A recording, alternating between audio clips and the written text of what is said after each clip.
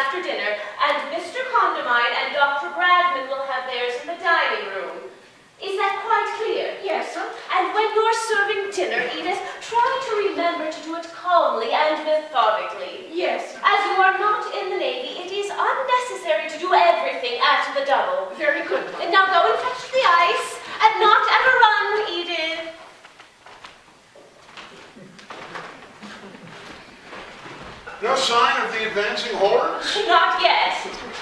No ice? It's coming. I've been trying to discourage Edith from being quite so fleet of foot.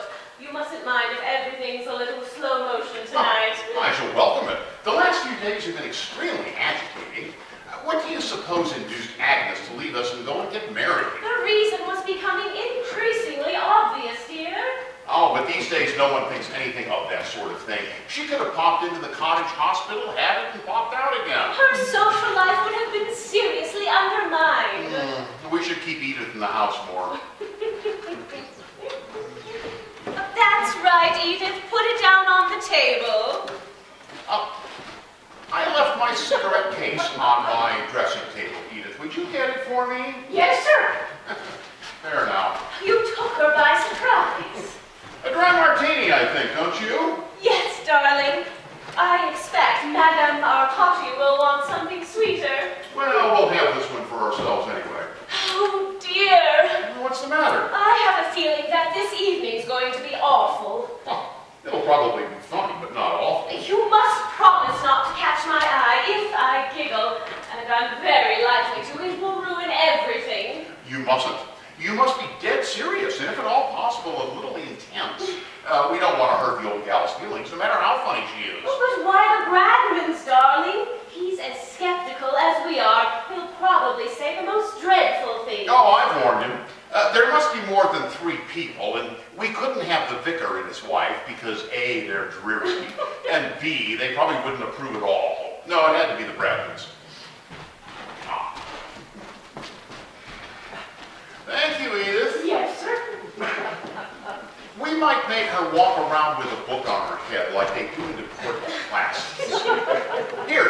this. Lovely. Dry as a bone. To the Unseen. I must say, that's a wonderful title. If this evening's a success, I should start on the first draft tomorrow. Oh, how extraordinary it is. What? Oh, I don't know. Being in right at the beginning of something, it gives one an odd feeling. Do you remember how I got the idea for The Light Goes Out? Suddenly seeing that haggard, raddled woman at the hotel in Biarritz, of course I remember. We sat up half the night talking about it. She certainly came in handy. I wonder who she was. And if she ever knew, ever recognized that description of herself. Poor thing. Well, here's to her anyhow. Have another. Oh, darling, it's most awfully strong. Oh, never mind. Used Elvira to be a help to you when you were thinking something out, I mean. Every now and then, when she would concentrate, but she didn't concentrate very often. I do wish I'd known her. I wonder if you'd have liked her. I'm sure I should. As you talk of her, she sounds enchanting. Yes, I'm sure I should have liked her because, you know, I have never for an instant felt in the least jealous of her. That's a good sign. Poor Elvira. Does it still hurt when you think of her? Not really. Sometimes I almost wish it did. I feel rather guilty. I wonder if I died before you'd grown tired of me, if you'd forget me so soon. What a horrible thing to say. No, I think it's interesting. Well, to begin with, I haven't forgotten Elvira. I remember her very distinctly indeed. I remember how fascinating she was and how maddening. How badly she played all games and how cross she became when she didn't win. I remember her gay charm when she had achieved her way over something and her extreme acidity when she didn't. I remember her physical attractiveness, which was tremendous, and her spiritual integrity, which was nil. You can't remember something that was nil. Well, I remember how morally untidy she was. Was she more physically attractive than I am? Well, that's a very tiresome question, dear, and fully deserves the wrong answer. You really are very sweet. Well, thank you. And a little naive, too, I think. Why? Because you imagine that I mind about Elvira being more physically attractive than I am. Well, I should think any woman would, if it were true. Or am I old-fashioned in my views of female psychology? Not exactly old-fashioned, darling, just a bit didactic. How do you mean? It's didactic to attribute to one type the defects of another type. For example, because you know perfectly well that Elvira would mind terribly if you found another woman more attractive physically than she was. It doesn't necessarily follow that I should. Elvira was a more physical person than I. I'm sure of it. It's all a question of degree. I love you, my love. I know you do, but not even the wildest stretch of imagination could describe it as the first fine, careless rapture. Would you like it to be? Good God, no. Wasn't that a shade too vehement? We're neither of us adolescent, darling. We've neither of us led exactly prim lives, have we? And we've both been married before. Careless rapture at this stage would be incongruous and embarrassing. Well, I hope I haven't been in any way a disappointment. Don't be so idiotic. After all, your first husband was a great deal older than you, wasn't he? I shouldn't like to think you had missed out all along the way. There are moments, Charles, when you go too far. Sorry, darling. As far as waspish female psychology goes, there's a strong vein of it in you. I've heard that said of Julius Caesar. Julius Caesar's neither here nor there. Well, he may be, for all we know. Well, ask Madame Marcotti. You're awfully irritating when you're determined to be witty at all costs. Almost supercilious. That's exactly what Elvira used to say. I'm not at all surprised. I never imagined, physically triumphant as she was, that she was entirely lacking in perception. Darling Ruth. There you go again. Like I said before, I love you, my love. Poor Elvira. Didn't that light comradely kiss mollify you at all? You're very annoying. You know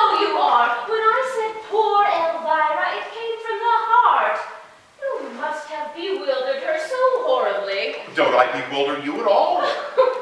Never for an instant. I know every trick. Well, all I can say is we'd better get a divorce immediately. Put my glass down. There's a darling. She certainly did have a great talent for living. It's a shame she died so young. Poor Elvira. That remark is getting monotonous. Poor Charles, then. That's better. And later on, poor Ruth, I expect. You have no faith, Ruth. I really do think you should try to have a little faith. I shall strain every nerve. A life without faith is an arid business. How beautifully you put things, dear. I aim to please. If I died, I wonder how long it would be before you married again. You won't die. You're not the dying sort. Neither was Elvira. Well, yes, she was, now that I think about it. She had a certain ethereal, not of this world quality. No one would call you even remotely ethereal. Nonsense, she was of the earth, earthy. Well, she is now, anyway. You know, that's the kind of observation that shocks people. It's discouraging to think how many people are shocked by honesty and how few by deceit. Write that down. You might forget it. You underrate me. Anyhow, it was a question of poor taste rather than honesty. I was devoted to Elvira. We were married for 5 years. She died. I missed her terribly. That was 7 years ago. And I have now, with your help, my love, overcome the whole thing. Admirable. But if tragedy should darken our lives, I still say, with prophetic foreboding, poor Ruth. That's probably the Bradman. Oh, it might be Madame Ricotti. Yeah, she'll come on her bicycle. She goes everywhere on her bicycle. Should I go, or should we let Edith have her fling? Wait a minute and see what happens. Maybe she didn't hear. She's probably on one knee in a pre-sprinting position, waiting for Cook to open the kitchen door. Doctor and Mrs. Pratt. We're not late, are we? I just got back from the hospital about a half hour ago. Oh, of course not. Madame Arcadi isn't here yet. That must have been her we passed coming down the hill. I said I thought it was. She won't be long, then. I'm so glad you were able to come. We've been looking forward to it. I feel really quite excited. I guarantee that Val will be good. I made her promise. There wasn't any need. I'm absolutely thrilled. I've only seen Madame Arcadi in the village 2 or 3 times. I mean, I've never seen her do anything at all peculiar, if you know what I mean. A dry martini? By all means. She certainly is a strange woman. It was only a chance remark of the vicar's about seeing her up on the knoll on Midsummer's Eve dressed in sort of Indian robes that made me realize she was psychic at all. And then I made some inquiries, and apparently she's been a professional in London for years. It's funny, isn't it? To think of anyone doing it as a profession. I believe it's quite lucrative. Do you believe in it, Mrs. Conklin? Do you think there's anything really genuine about it? I'm afraid not, but I do think it's interesting how easily people allow themselves to be deceived. But she must believe in herself, mustn't she? Or is the whole business a fake? Oh, I suspect a real professional charlatan. That's what I'm hoping for, anyway. The character I'm planning for my book must be a complete imposter. That's one of the most important factors in the story. What exactly do you hope to get from her? Well, jargon principally, a few tricks of the trade. It's been many years since I've been to a seance, and I want to refresh my memory. Then it's not exactly new to you. Oh, no. When I was a little boy, an aunt of mine used to visit us. She imagined herself a medium, and used to go off into the most elaborate trances after dinner. My mother was fascinated by it. Was she convinced? Oh, heavens no. She just naturally disliked my aunt and enjoyed making a fool of her. I gather there were never any tangible results. Well, sometimes she didn't do so badly.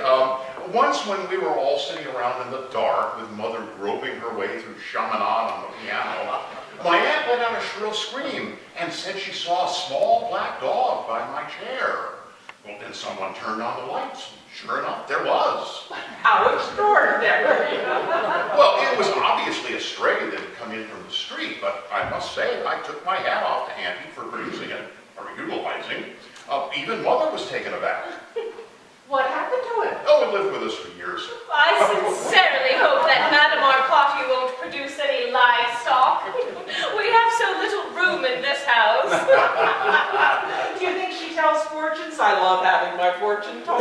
Well, I expect so. I was once told on the pier at Southsea that I was surrounded by lilies and a golden seven.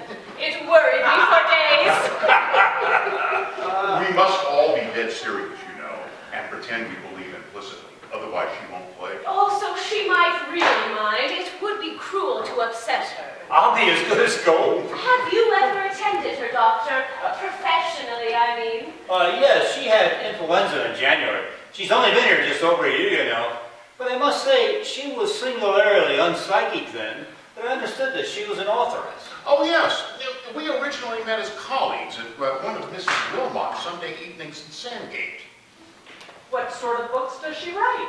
Two rather whimsical children's tales about enchanted woods filled with highly conversational flora and fauna, and enthusiastic biographies of minor royalty, very sentimental, reverent, and extremely funny. Oh, here she is.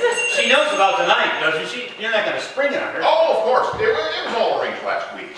I told her how profoundly interested I was in anything to do with the occult, and she blossomed like a rose. I really feel quite nervous, as though I were going to make a speech. You go and greet her, darling. I laid my bicycle up against this little bush. It would be perfectly all right if no one touches it. Madame Arcotti. How nice of you to have come all this way. I'm afraid I'm rather late. You see, I had a presentiment that I was going to have a puncture. So I went back for my pump, and then naturally I didn't have a puncture at all. Well, perhaps you will on your way home. Dr. Ragin, the man with the gentle hands. I'm delighted to see you looking so well. This is my wife. We are old friends. We meet coming out of shops. Oh, will you have a cocktail? If it's a dry martini, yes. If it's a concoction, no. Experience has taught me to be very wary of concoctions. It is a dry martini. How delicious. It was wonderful cycling through the woods this evening. I was deafened with bird song. It's been lovely all day. Ah, but the evening's the time. Mark my words. Cheers. Cheers. Cheers. Don't you find it very tiring bicycling everywhere? Oh no, it stimulates me. I was getting far too sedentary in that awful dim flat in London. It had to be dim, you know. The clients expect it. I must say I find bicycling very exhausting. Oh, steady rhythm. Once you get the knack, you need never look back. It's on you get and away you go. But the hills, Madame Arcotti, pushing up those awful hills. Just knack again.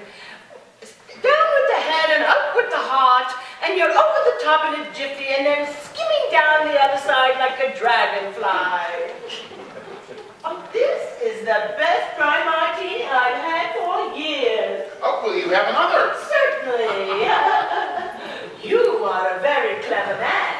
Anyone can write books, but it takes an artiste to make a dry martini that's dry enough. Are you writing anything nowadays, Madame Arcotti? Every day, regular as clockwork, 7 till 1. Is it a novel or a memoir? It's a children's book. I have to finish it by the end of October in order to make the Christmas sales. I had to give up my memoir of Princess Palliatini as she died in April. I spoke to her of it the other evening and she implored me to go on, but really I hadn't the heart. You spoke to her about it the other evening? Yes, through my control. She sounded very irritable. It's funny, isn't it, to think of someone in the other world being irritable. I mean, one can hardly imagine it, can one? Well, we have no reliable guarantee that the afterlife will be any less exasperating than this one, have we? Oh, Mr. Conklin, I'm feeling you. I expect it's dreadfully ignorant of me not to know, but who was Princess Palliatini? She was originally a a Jewess from Odessa of quite remarkable beauty. It was a known fact that people would stand on the streets and the railway station to watch her whiz by. She was a keen traveler. In her early days, yes.